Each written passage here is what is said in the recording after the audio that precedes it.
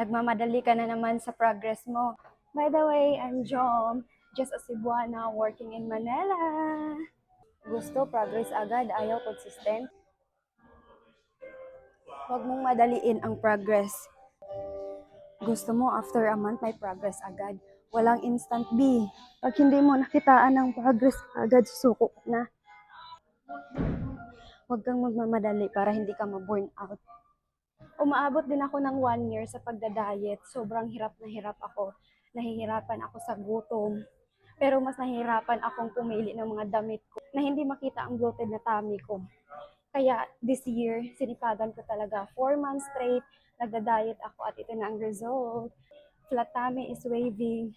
Kaya walang instant. Kung nagplano ka dyan na mag-diet, i-go mo na yan. Be consistent lang talaga, okay? Be gentle to yourself.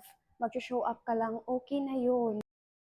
Feeling mo, tinatamad ka na. Kaya mo yan. Labanan mo yan. Punta ka na ng gym at mag-diet ka na, girl. Ako kanina lang, tinatamad ako, pero tingnan nyo, tapos na ako mag-gym. 'Di ba? Kaya natin labanan yung tamad na yan. O ano, fight? Bye!